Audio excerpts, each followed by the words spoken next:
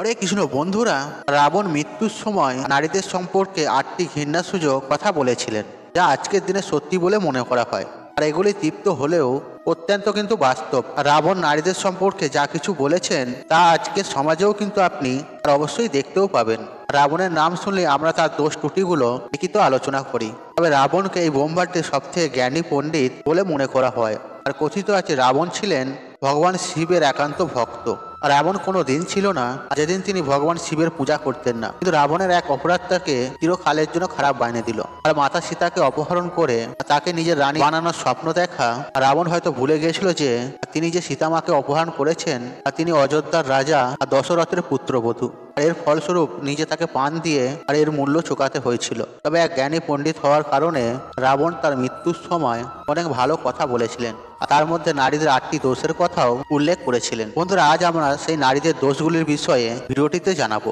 তো চলুন বন্ধুরা, ভিডিওটি শুরু করা যাক। তার আগে বন্ধুরা, আপনার কাছে একটা ছোট্টই অনুরোধ, আপনারা ভিডিওটি স্কিপ না করে শেষ পর্যন্ত দেখুন এবং ভিডিওটি দেখে উপকৃত পেলে ভিডিওতে একটি লাইক করে কমেন্টে জয় সীতারাম লিখে কমেন্ট অবশ্যই করবেন। যাতে মাতা সীতা ও প্রভু রামের আশীর্বাদ সদা সর্বদাই আপনার এবং আপনার পরিবারের উপরে থাকবে। বন্ধুরা, যখন রাবণ সীতামাতাকে অপহরণ করেছিলেন এবং মহলে ফিরে এসেছিলেন, তখন তার স্ত্রী মন্দোদরী তাকে বলেছিলেন যে সীতা একজন সতী মহিলা এবং অন্যের স্ত্রীকে এরমভাবে অপহরণ করা একদমই কিন্তু উচিত নয়। এই কথা প্রতিজ্ঞায় রাবণ নারীদের 8টি দোষের কথা উল্লেখ করেছিলেন।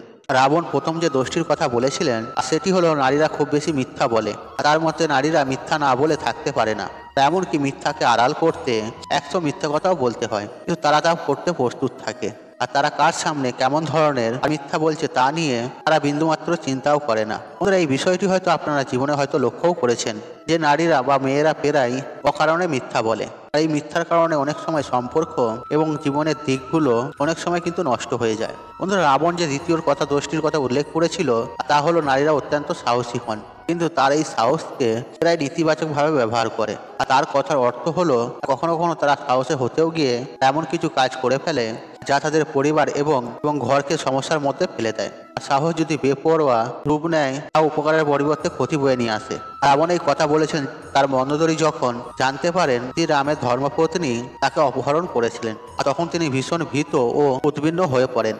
রাবণের মহলে প্রবেশ করেই তিনি আর বলেছিলেন, আপনি সীতামাকে এক্ষুনি ফিরিয়ে দিন, কারণ আমি ভীষণ ভয় পাচ্ছি। আর এই কথার জবাবে রাবণ বলেন, মন্দোদরী, তুমি লঙ্কাপতি রাবণের স্ত্রী, এইভাবে ভীত হওয়া লঙ্কাপতির জন্য একটা লজ্জাজনক বিষয়। আর মন্দোদরীর আচরণ থেকে রাবণ নারীদের সাহসিকতাকে আর একটি দোষ হিসেবে উল্লেখ করেছিলেন। বন্ধুরা, তৃতীয় যে দোষটি রাবণ উল্লেখ করেছিল আর তা হলো আর নারীদের মধ্যে সবসময় একটি অদ্ভুত ভয় কাজ করে। আর যদিও নারীরা সাধারণত সাহসী এবং নির্ভীক, তবুও তাদের মধ্যে এক ধরনের ভয় অনুভূতি লুকিয়ে থাকে।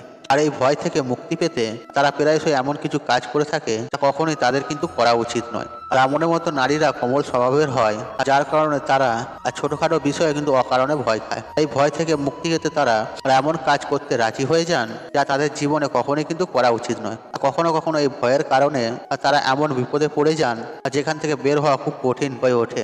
আর পরবর্তীতে তাদের এই ভুলের জন্য তাদেরকে কিন্তু অনুশোচনা করতে হয়। শুধু তাই নয়, তাদের এই ভুলের খেসারত দিতে হয় তাদের পরিবারের সদস্যদেরকে। চতুর্থ যে দোষটি রাবণ উল্লেখ করেছিলেন সেটি হলো নারীরা খুব স্বার্থপর হতে পারে। আর নিজের স্বার্থ সিদ্ধির জন্য তারা যে কোনো পর্যায়ে যেতে কিন্তু প্রস্তুত থাকে। প্রয়োজনে যে কাউকে তাকে প্রতারণা করতে পারে বা কাউকে পথ থেকে সরিয়েও দিতে পারে, কিংবা কাউকে মিথ্যা ভালোবাসার অভিনয় করতেও দ্বিধাবোধ কিন্তু করে না। রাবণের মতো নারীরা লোভের কারণে যে কোনো কাজ করতে এবং যে কোনো ফাঁদে পড়তে প্রস্তুত থাকেন। আর তারা প্রয়োজন মতো যে কাউকে ফাঁদেও ফেলতে পারে। বিশেষত নারীদের কথাবার্তার আচরণে আচমকা কোনো পরিবর্তন এলে সতর্ক হওয়া উচিত। আর এটি ইঙ্গিত দেয় যে তারা কিছু অর্জনের চেষ্টা করছে। আর এই কথাগুলি রাবণ বলেছিলেন তার জীবনের শেষ সময়, যখন লক্ষ্মণ তার পাশে উপস্থিত ছিলেন। আমরা জানি যে রাবণ ছিলেন এক মহান পণ্ডিত, কিন্তু তিনি একজন রাক্ষসীর পুত্র ছিলেন এবং তার মায়াবীর ক্ষমতাও ছিল। আর তার 10টি মাথা এবং মনের কথা পড়ার অসীম ক্ষমতা তাকে অনন্য করে তুলেছিল। এত সব শক্তি বা ক্ষমতার পরেও রাবণ নারীদের মন পড়তে পারেনি। তাই তিনি নারীদের পঞ্চম দোষ হিসেবে উল্লেখ করেছিলেন যে তাদের চঞ্চল মনোভাব। রাবণের মতে নারীদের মতে কি চলছে তা বোঝা কোনো মানুষের পক্ষেই সম্ভব নয়। আর নারীরা তাদের মনের ভাব প্রকাশ করেন না। আর যখন তাদের জিজ্ঞাসা করা হয় তখন এমনভাবে উত্তর দেন যাতে বিষয়টি আরো জটিল হয়ে যায়। রাবণের মতো নারীদের স্বভাবের মতো এক মায়া লুকিয়ে থাকে। আর তাদের চঞ্চল স্বভাবের মাধ্যমে তারা চোখের দৃষ্টিতেই অন্যদের মন জয় করতে পারেন এবং নিজেদের মতো করে পরিচালনাও করতে পারে। আর রাবণ তার শাস্ত্রেও এই বিষয়টি উল্লেখ করেছে আর বলেছেন নারীদের সব দোষের মধ্যে এই দোষটি সব থেকে ক্ষতিকারক। আর তিনি সতর্ক করেছিলেন আর নারীদের চঞ্চলতা থেকে প্রত্যেককে সতর্ক থাকা উচিত, কারণ এই চঞ্চলতার কারণে অনেক মহাবলীদের জীবন নষ্ট হয়ে গেছে। তবুও নারীদের এই অভ্যাস কখনোই পরিবর্তন হয় না। তাই রাবণের মতে যতটা সম্ভব নারীদের চঞ্চলতা থেকে সমস্ত পুরুষকে দূরে থাকা উচিত। ষষ্ঠ দোষটি রাবণ উল্লেখ করেছিলেন নারীদের পেটে কোনো কথা থাকে না। আর যদি আপনি পুরুষ হন তাহলে এটি আপনি ভালোভাবেই বুঝবেন। আর নারীরাও জানেন যে তারা কখনোই পেটে গোপন রাখতে পারে না কথা।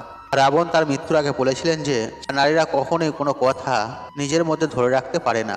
যতই ঘনিষ্ঠ আত্মীয় বা বন্ধু হোক, নারীরা কোনো না কোনো সময়ে আপনার গোপন কথা ফাঁস করেই দেবে এবং সেই গোপন বিষয়টি দুটো আগুনের মতন ছড়িয়ে পড়বে। তাই রাবণ পরামর্শ দিয়েছিলেন নারীদের কখনোই গোপন কথা বলা উচিত নয়। কিন্তু যদি আপনি তা করেন তাহলে আপনি ধরে নিন আপনি নিজের জন্য সমস্যা নিজেই তৈরি করলেন। আর কোনো না কোনো সময় আপনার গোপন কথা পাবে এবং তখন আপনার বড় ক্ষতি পর্যন্ত হতে পারে। রাবণের মতো নারীদের সপ্তম দোষ হলো তাদের মধ্যে যথেষ্ট বুদ্ধি নেই। তারা কোনো বিষয় নিয়ে গভীরভাবে চিন্তাও করেন না এবং শোনা কথাকে সত্য বলে ধরে নেয়। রাবণ এই কথাটি বলেছিলেন কারণ তার স্ত্রী মন্দোদরী কখনোই তার কথা মানতেন না। আর মন্দোদরী সবসময় রাবণের মতের বিরুদ্ধে অবস্থান নিতেন। আর এই কারণে রাবণ বলেছিলেন যে নারীরা সহজেই অন্য কারো প্রলোভনে পড়ে যান এবং কোনো কিছু না শুনেই, না বুঝে, না দেখে কোনো বিষয়কে সত্যি বলে বিশ্বাস করে। আর এরপর তারা এমন কিছু কাজ করে বসেন এবং যা তার নিজেদের এবং তাদের পরিবারের জন্য বিপর্যয় হয়ে ওঠে। আর এই সমস্ত কারণে নারীরা কখনো কখনো নিজেদের ঘরে ধ্বংস ডেকে আনেন। তারপর তারা ভুলের জন্য গভীর অনুশোচনা করেন। আর রাবণের মতে এই দোষের কারণে নারীরা সিদ্ধান্ত নেওয়ার ক্ষেত্রে অনেক সময় বিচক্ষণতার অভাব দেখান। তিনি বলেছিলেন যে নারীরা সচেতন এবং বুদ্ধিদীপ্ত হন না। বন্ধুরা, এখন আসি নারীদের অষ্টম এবং সর্বশেষ দোষ। রাবণের মতে নারীদের মধ্যে অশুদ্ধতা বিদ্যমান। তিনি বলেছিলেন যে নারীরা যতই না সোনার অলংকার ও হীরের গহনা পরে নিজেদেরকে সুন্দর করে তুলুক না কেন, তবুও তারা অশুদ্ধই থাকে।